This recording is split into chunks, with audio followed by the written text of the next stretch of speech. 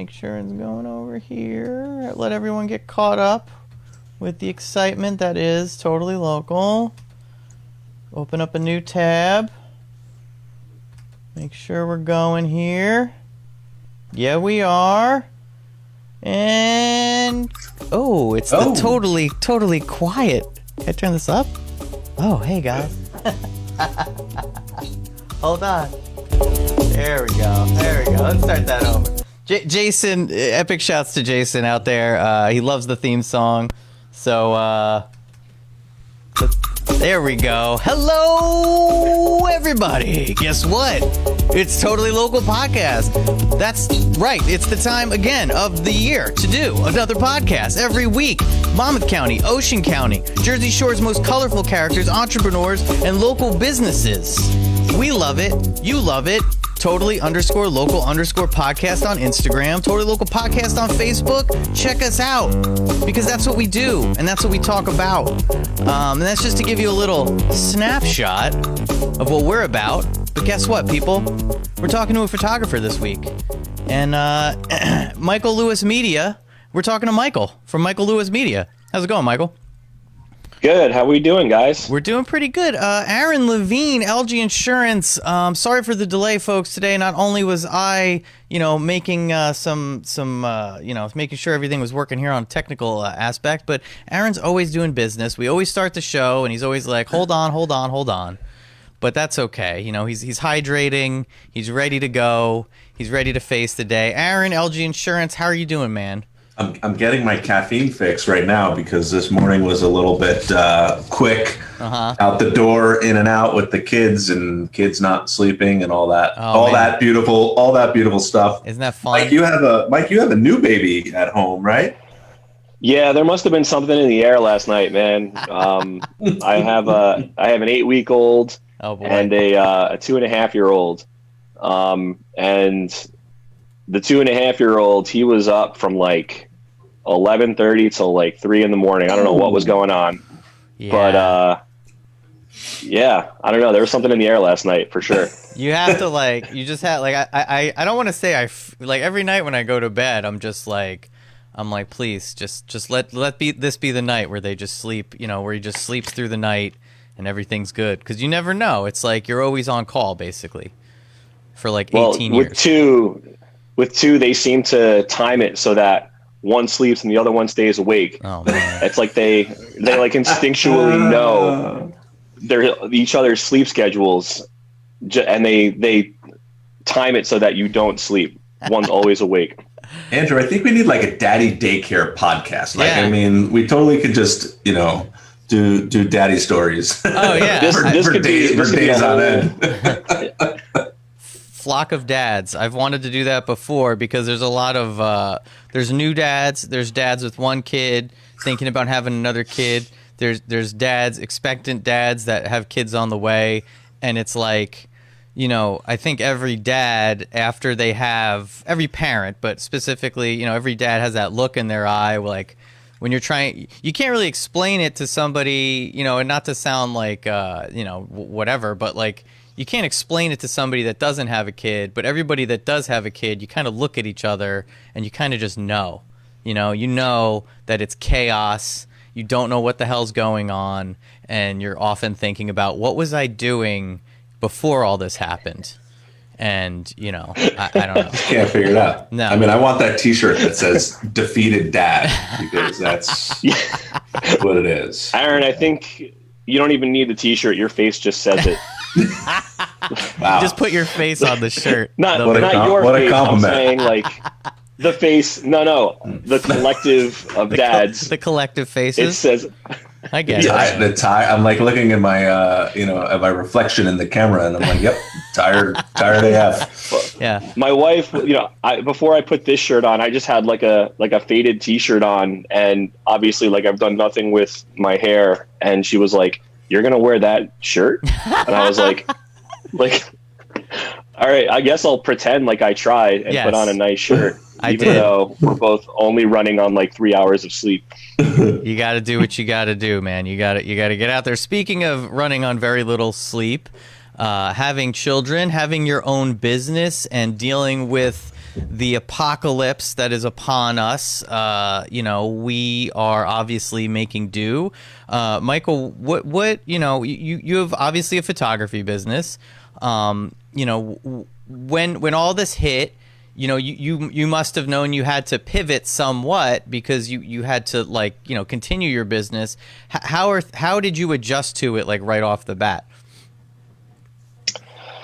Off the bat, to be honest, like so many other people, there was so much uncertainty and so much fear, and no one really knew what was going on. The last wedding that I shot before everything happened was on March 7th. And, it was like a week or two after that everything shut down. And, I didn't shoot until maybe June. Oh, wow. Just because there was, obviously the wedding industry pretty much shut down, and there was still a lot of fear about even doing like outdoor portrait sessions. So it really wasn't until like June, July that, there was this sense of like, all right, I think it's okay to, do like some socially distanced photo shoots outdoors and that sort of thing. As far as like my own personal adjustment, I feel like the industry as a whole really had to adjust, particularly with weddings. There was this shift from like big ballrooms and big venues. Obviously that couldn't really happen. To people doing more like intimate backyard weddings. And, on the one hand, people were kind of bummed because they had these big, grandiose, weddings planned, with bands and DJs and all this kind of stuff. And they kind of had to shift to more downscaled backyard weddings or smaller venues that would, outdoor venues, kind of hybrid venues that would allow them to be outdoors at the same time. But what I was going to say is it actually was kind of nice. It's been really nice to have these like smaller, intimate, gatherings of people where, you can tell there's been like a lot of thought and a lot of attention to detail. And, when you're hosting something at your own home in your own backyard, there's definitely this sense of like, I don't know, it feels a little more intimate, feels a little more, you're closer to the event, you're closer to the people. So that's been kind of nice. Long term, no one really knows what's going to happen in 2021. Hopefully, there was some good news in the last week with this new vaccine. There's everyone who had big weddings in 2020 who still wanted to have their big wedding, postpone them to 2021. So any photographer you talk to about next year, it's like going to be their biggest year ever. But who even knows if that's going to stay? Mm-hmm. So, long term, I've been looking to kind of pivot to doing more, families, headshots, portrait sessions, kind of filling up my calendar that way. And actually kind of branching out into some more, consistent areas of photography, like real estate, that the social distancing aspect is a lot easier. The work is consistent, especially with the real estate industry right now in this area.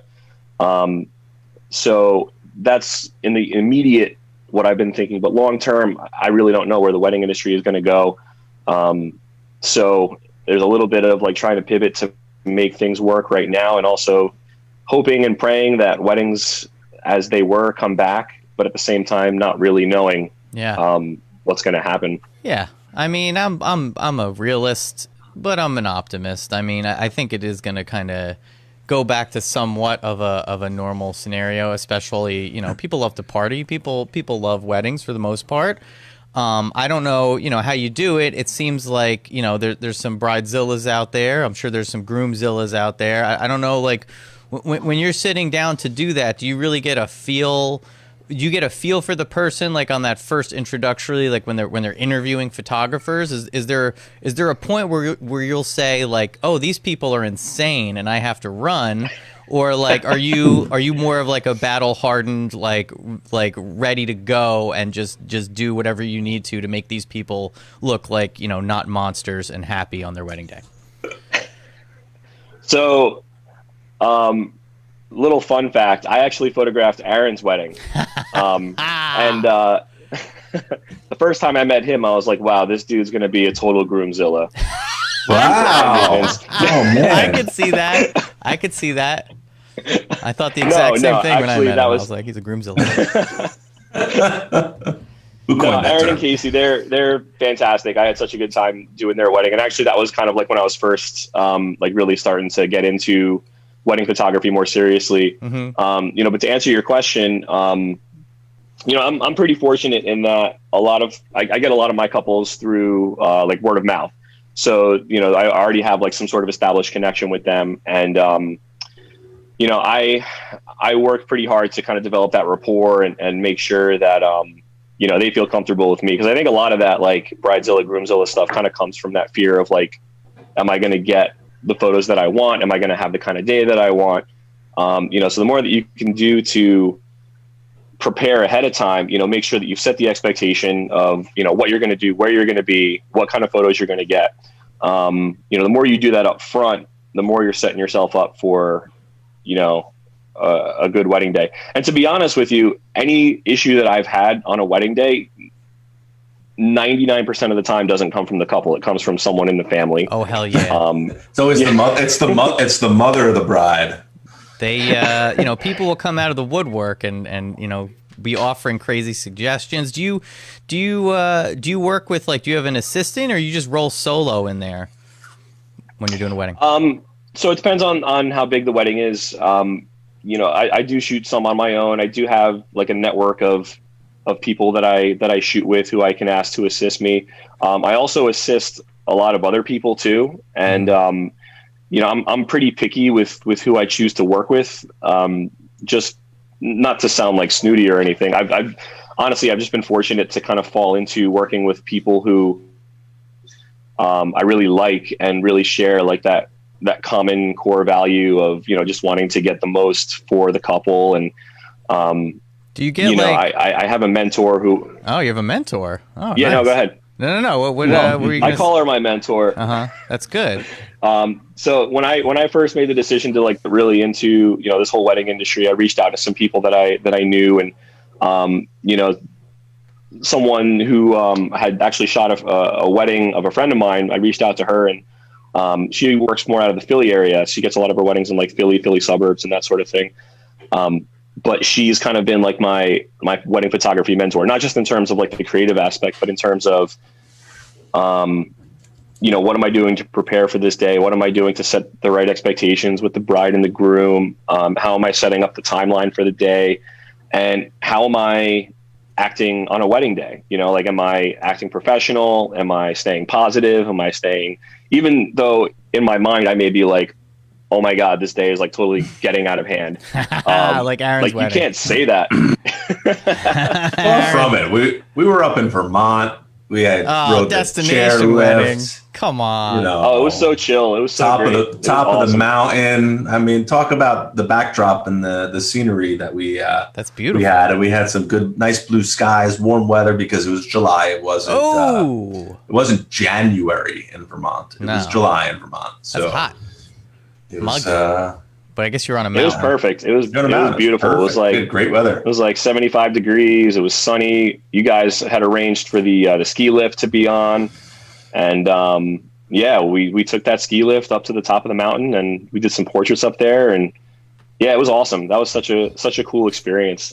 What now when you're, what I've noticed at weddings, which is first of all, videographers, like I don't get that. I like a nice photographer. I want some still photos. I don't think, you know, videographers are annoying. Second thing that's annoying is everybody becomes, with these newfangled phones, everybody's friggin' Ansel Adams, and they all think that they could take these friggin' pictures, and that's super annoying, especially if you're walking down the aisle and everyone has their phone out and you're like, bro, like you're ruining my pictures that I'm getting done, and B, you're not gonna watch your shaky ass video of me trotting up the aisle. That's like absurd. So everyone, put your friggin' phones away and let the photographers do their job. Oh, what was I talking about? Anyway, the other thing that bothers me is that you know, you see these photographers sometimes and they get like all up in the grill, like they, the ceremony's going on, and they're like all up in there, and it's like, isn't there some kind of like telephoto lens or whatever those like people use on the side of soccer fields? Like, can't you just get in the back and get the out of the way? Like, how do you, when you're dealing with with this stuff, have you kind of evolved your process, or are these things that come up where people are like, we want you to get as close as friggin' possible, or do you try to kind of, keep your distance or kind of be aware of the surroundings? So I think you just basically vocalized so many photographers like inner dialogues during weddings. But yeah, I mean, as far as the during the ceremony, like trying not to get up in people's grills. So I've actually kind of had the opposite problem.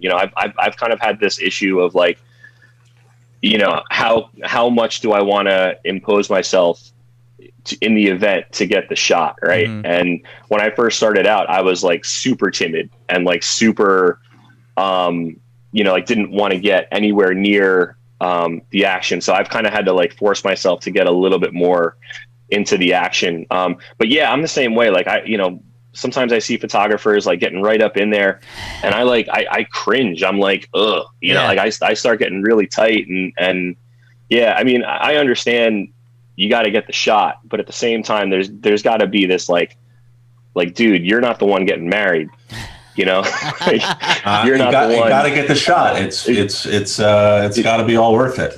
Just got to do what you got to do to get the shot. Right, and if you're gonna get in there, if you're gonna impose yourself, like, you better get a pretty epic photo. Like you better make it like worth the. They really better look like they love it. What do you? Speaking of like getting the, I looked through the pictures on your website, and obviously you're capturing great shots. People are like smiling and stuff. How do you make sure, like, that you capture those you don't want people to look miserable, and you got to cheer them up? Do you like bring like a clown nose, or do you have like one-liners or something? How do you make sure people are like smiling and chipper? Honestly, it just comes down to making people feel comfortable, right? Mm-hmm. So if you're yourself and you're happy and upbeat, they're going to be happy and upbeat too.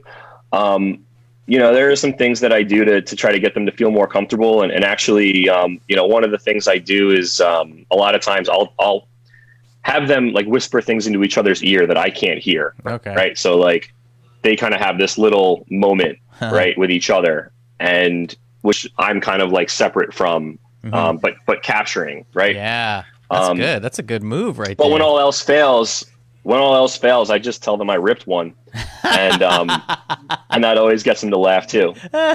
And you just take the shot, right? That's good. That's a good idea. Wow, see the little behind the scenes tricks in order to make it work. Now, you're in my extensive research, I see that you got your first maybe next level up. You leveled up with your camera and photography when you took a trip 2009 to Australia. Was this the start of you realizing you wanted to be a photographer, or was this like, I want to be a photographer, but I got the nicer camera and I'm really going to go out there and take pictures? Like, when did you kind of begin this journey as wanting to start your own business as a photographer? Yeah. So long story short, I went to school in Boston. I studied business. I have a marketing degree, a management degree. And, I worked in, marketing research for about a year, and it was right before like the whole financial crisis hit in 2008, and got laid off shortly thereafter. And to be honest, I kind of floundered for a bit. I didn't really know what I wanted to do, where I wanted to go, and but I always had like photography as just kind of this like thing that I like to do to kind of pass the time. I had like a little Canon point and shoot camera that was like 6 megapixels at the time, which was like, if anyone knows what megapixels are, like 6 is like nothing nowadays, but at the time it was like, oh wow, 6 megapixels. Holy anyway, so I planned to go to Australia with like a bunch of my friends from high school, to go to one of our friends' weddings. And, right beforehand, must have been like a Black Friday deal or something like that. You know, I splurged and you know, bought a Canon DSLR camera. I honestly, I didn't do any research on it. I didn't know what I was buying really. I was just like, okay, everyone talks about DSLRs. This one is cheap. I'm going to buy it. There you go. Rip it and rip it, so, my friend.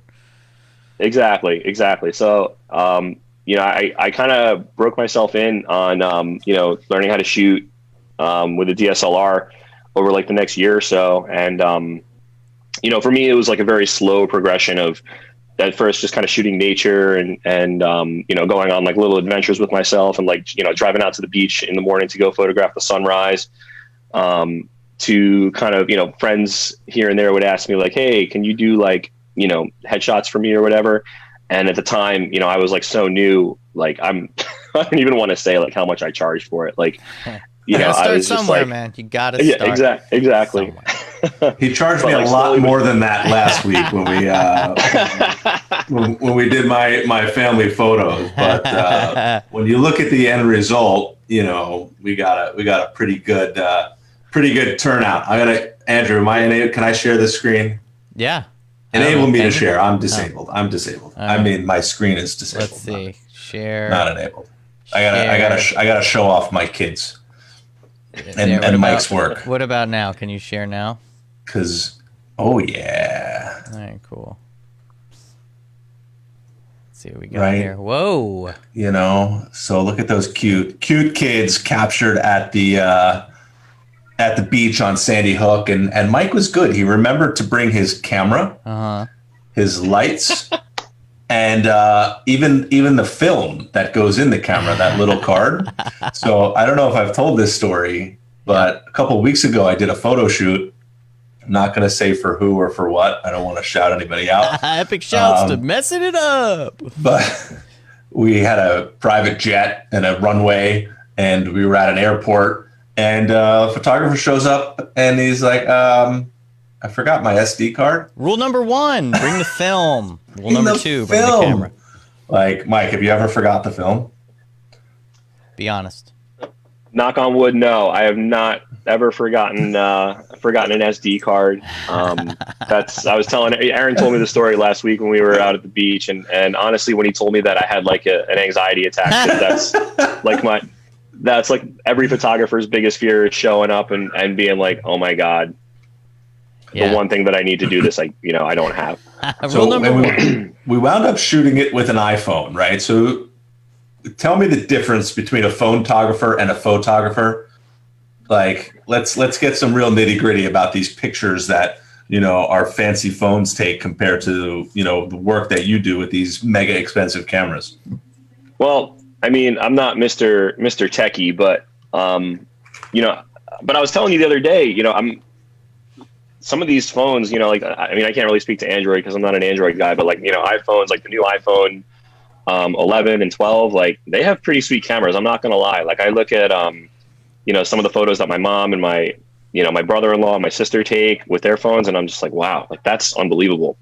I mean, technically the big difference though, right? So these phones now have like portrait mode where you can like create this like artificial bokeh in the background. And, you know, for those who don't know, bokeh is that like blurred effect in the background when you're focusing on something up front. But in the phone, that's all happening with software, right? So the phone, the sensor is like picking up the subject in the foreground and then artificially blurring the background. In a camera with like with a lens, right? When you drop the f-stop, you know, the aperture down to something like 2.8 or 1.8, it's literally focusing on one point, and then mechanically the background is blurred. So, I mean, honestly, it's just the difference between software and hardware doing the work. But I gotta say, like some of these phones, you know, they can create like pretty astonishingly accurate results with some of this stuff. So what, I mean, but it's more than, you know, it's more than just, you know, the equipment. It's you know, what you were kind of saying before, how you gain the experience, how you kind of know how to, you know, frame a shot and stuff like that. So it's not just, it just doesn't seem like it's just, you know, the phone, but I mean, I guess it comes down to like the experience of it. If you know how to like, take a good shot. Photography in its infancy was looked at as like, as far as an art form, it wasn't even considered like an art form. People were like looking at it like, this is ridiculous. But I mean, it's one of these things where, as time evolves, I guess the technology evolves, and you kind of have to go kind of go with it. And I could only kind of relate it to the idea of like somebody like, say a wedding DJ where somebody's like, oh, I know how to play music, I can do that. But there's so much more to making sure people are having fun, that you're playing the right stuff, that everyone's staying like in the right frame of mind. So, I don't want to, I don't want to defend the, I don't want to defend photography as a career too much, but it seems like there's a lot more to it than just pointing at something and hitting a button. Yeah, well, if you're talking wedding photography, there are, I'm sure, plenty of talented photographers who would be terrible wedding photographers. Mm-hmm. And, the reason being is it's not just taking the photo, right? It's dealing with people, it's managing stress. It's, and my mentor talks about this all the time, right? Like 10% of what we actually do as photographers is actually taking the photos, right? Mm-hmm. There's so much more work that happens on the back end in terms of, marketing and contracts and editing and, taxes and actually, running a business, right? And I'll be the first to say, like, please don't ask me any questions about like business management, running a business. 'Cause like I need someone to really help me with that, because I really don't know what I'm doing with all that stuff. But as far as, like managing people and dealing with people and shooting the photos, like that's what I love, right? Like that's where I want to be, and that's what I want to be doing. Mm-hmm. And actually that's kind of why I love assisting other photographers so much, because I don't have to deal with any of that front end, booking, contracts, all that kind of stuff. Yeah. I just show up the day of the wedding, put a smile on, have a good face on, take the photos, give my memory cards over to the photographer. Mm-hmm. I'll see you later. Has there ever been times, like say for Aaron's wedding or anybody, where like the groom pulled you aside and was like, could you make my butt like bigger? Could you make it like, has anyone ever pulled you aside like Aaron and been like, listen, could you just work on my... Why does it have to be me? I mean, I know I'm right here. I'm an easy target. I'm a hypothetical. So did anyone like Aaron ever pull you aside and do that? How about not my butt? Bigger guns? Yeah, I've never ever had a groom come up to me and say, yeah, I need my butt to look bigger. How about a bride? Has a bride ever been like, look... Someone, inevitably at any session, wedding, family, portrait, whatever, someone always makes that joke where they're joking, but they're also a little bit serious. Like, hey, can you Photoshop this, or can you Photoshop that? Like, yeah, it happens all the time. Mm-hmm. And you do your best to deal with it, but it's very rare that I actually pull something into Photoshop mm-hmm. to fix it. Oh, that's good. Because so many times you can make those adjustments while you're shooting. You don't really have to do it after the fact. It's all angles. Yeah. I mean, I haven't really had a good look at Aaron's butt, so I don't know what I would do. Well, we're going to have to do a photo shoot now. We have to do a little photo shoot, but we'll talk about that afterwards. We'll arrange that. As far as work now, you mentioned that like it's obviously the wedding stuff is shifted, and I've noticed on your Instagram and on your Facebook and obviously on your website, you're doing like family stuff. It seems like at one point over the course of the year, you were doing like it seemed like you were doing like socially distant, like safe stuff where people were like at their house and you were kind of far away from them, kind of a thing. So have people approached you, or were you kind of like seeing like, all right, how can I keep the photography, how can I keep my photography since the wedding stuff is to the side, where can I pivot in order to make sure that I'm still doing what I'm passionate about?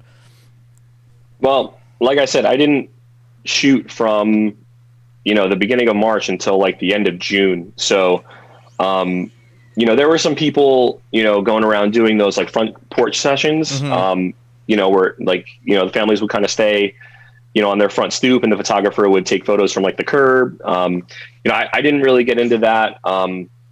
But, for me, it was kind of a combination of like, all right, I'm starting to see more and more photographers getting out there and doing work, right? Because, for a while there was this like, it was tough because you wanted to work, you wanted to be creating something, you wanted to be making money, but you also really had to account for people's safety. And there was a lot of backlash actually, and a lot of like judgment, coming from people who were like, why are you risking people's safety, to shoot these photos? And, so for me, I really kind of laid low for a while. I didn't want to really get into all that. So, I really remember laid seeing low. those posts all over like, oh, there's somebody outside taking pictures. We're all going to get infected. Like the Karen patrol is out. Like, oh no, you're 20 feet away from them. He's going to cause the whole world to blow up. Yeah. Like, yeah. So like, I really didn't want any part of that. So, I kind of waited until, I felt good. I felt good enough about, all right, there's definitely, things are at least, the numbers are heading in the right direction. I see more and more people going out and shooting outdoors. I had a friend ask me about doing some maternity photos for her and with her and her partner. And, so we went out to a lair and did like this socially distanced shoot. And, after that, I was like, all right, cool. That felt really good. And everyone felt comfortable. So, and then at that point, I think people had enough time, as far as the weddings go, to kind of like shift their plans a little bit. And so like end of July, beginning of August, that's kind of when, for me anyway, started picking up with some of these like backyard socially distanced weddings, and weddings at like some smaller outdoor restaurant venues, that sort of thing.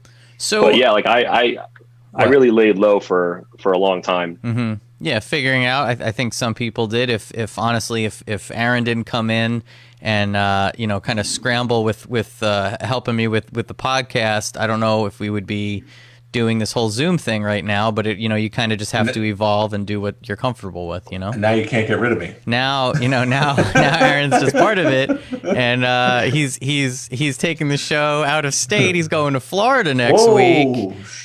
Big announcement. Oh, wow. We're doing the Snowbird episode, and since there's my wife is here with our 11-month-old, so I got to make sure that that I'm here and I'm not going to Florida with them. But we'll figure that out in the future. Somehow, some way, I will get to Florida. But it's been a great ride, and kind of along those ideas of adjustments. You mentioned maternity. Obviously, you're taking pictures of family, and then yoga poses. I haven't seen any other business where it's like, I guess it makes sense. But I know a lot of yoga teachers. My wife is in the yoga community, but they love going outside and doing like stretchy things and things with their hands and like sunlight in the background. Epic shouts to Jody Coburn. She does yoga, and she was our first guest on the podcast. But how did that how did somebody approach you? Were you in class doing like downward dog, and the teacher was like, listen, I hear you're a photographer. Like, how did you get into the whole yoga style of it all?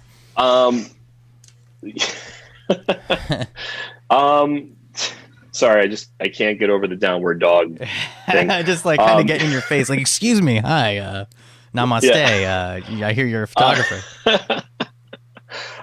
So a while back, I had a friend who was just starting to get into teaching yoga, and she needed some headshots and some yoga type poses, some photos. So I did a couple sessions with her, and I just kind of did those. Like I'd never shot yoga before, so that was kind of like a new thing for me. Mm-hmm. And, more recently, my wife reconnected with a friend of hers who has a pretty like thriving, yoga business and teaches prenatal yoga. And, when my wife was pregnant with my first son, she was doing prenatal yoga with her. And I just kind of reached out to her on a whim and was like, hey, you know, this is like an area that I want to get more into. You know, are you willing to like do a shoot with me? You know, and she said yes. And, you know, the results were awesome. And, you know, from that, I honestly, it's an area like I really enjoy, right? Because at one time, you know, I had 30 pounds less on me, and I was a pretty regular yoga attendee. Nice. You know, now I'm like lugging 2 kids around and like hunched over like a, you know, like yoga. A hunchback, and like that's dad. Yeah, that's what we get. It's a new class we're teaching. So I guess maybe it's also kind of like a subconscious want or need to be more healthy, be more flexible. So at least if I'm like around people like that, mm-hmm. you know, I feel a little bit better about myself. Yeah, I miss yoga. I used to do yoga. I love yoga. I don't do yoga right now, but we should do a totally yoga episode where we're just doing yoga the whole time. The other thing I'd like to do is I'm inspired by all these dad shots. Yoga. Yeah, dad yoga. Perfect. Ming would join us for that too. You know, he's a yogi. Yeah. That's how I know. I know Ming through the yoga community, through my you know, I know Ming because of my wife, because they were both, you know, all about the yoga community. I by these shots I'm looking, I think that basically we really need to hire Michael Lewis Media to do a totally local photo shoot, but I want it to be totally local, but I want it to be during a beautiful time of the day, so it's nice and like, you know, beautiful magic hour. And I like some of these shots where people are like running and like jumping, or like running down the beach path, or maybe doing some stretches. So I'd like to do a totally local photo shoot, but in the vein of a yoga. I want that yoga vibe, but I want it to be, you know, I think that's what we're going to have to figure this out. It is getting not so nice out, but I'm sure you could pick a picturesque spot even in the fall or winter to kind of accommodate. Would you say that's possible? Oh, we can make that happen. And nice. And honestly, I have to give a shout out to Katie Carolla at Spiral Path Yoga. She was, you know, at the end of the shoot that I did with her, she was like, "I'm just going to run down the beach and jump." And I was like, "Okay." She's like, "Yeah, it almost always makes for something fun." So, you know, that was totally her idea. I have to give her credit for that. But, you know, if you guys want to, you know, dress up in some like yoga attire, I don't know how good, you know, we can I don't know get if some, you know, some running, jumping down the beach photos. Yes. We could definitely make that happen. Right, we might hire some yoga people too to come with us, so that they could do stretches around us, and then we could just kind of stand there like straight, you know, so we look like we're doing yoga just by association. I think that might be the way to go. You could just stick with Shavasana, and you'll be good. Oh, yeah, perfect. I could go for a little bit of that right now. Yeah, exactly. All right, I feel like that's all right. Well, Michael, you know, thank you so much for sitting and talking to us today. What's the best way, you know, if people want to get in touch with you, what's the best way to get in touch with you? Is it through your website or? Yeah, well, you can email me at michaellewismedia@gmail.com. You can DM me at Michael Lewis Media on Instagram. Yeah, I actually have a couple of different Instagram accounts. At one time, you know, when I was talking about, I was doing all the like the beach and nature stuff. I had a pretty big following on my at Michael Lewis Surf and Sea account. Mm-hmm. You know, I haven't been able to really do much with that lately, just because you know, kids like to wake up early, and they do. You know, getting out to the beach for sunrise doesn't really happen anymore. So. I feel you. Yeah, those are some ways you can get in touch with me. All right, cool. Well, Michael, again, thank you for joining us today. Aaron, as we mentioned, we'll be in Miami next week celebrating the Snowbird edition with some special guests. We'll be talking all about that. Guys, this has been Totally Local Podcast. I want to thank my guest, Michael from Michael Lewis Media, photography of all kinds. Check him out. You know his deal. Totally Local Podcast, Totally_Local_Podcast on Instagram, TotallyLocalPodcast.com. Aaron, thank you so much, LG Insurance, for putting all this together. Can't wait to see more of these wedding shots I've heard so much about of you on top of on top of a mountain. Everyone, thank you so much. I will see you guys next time.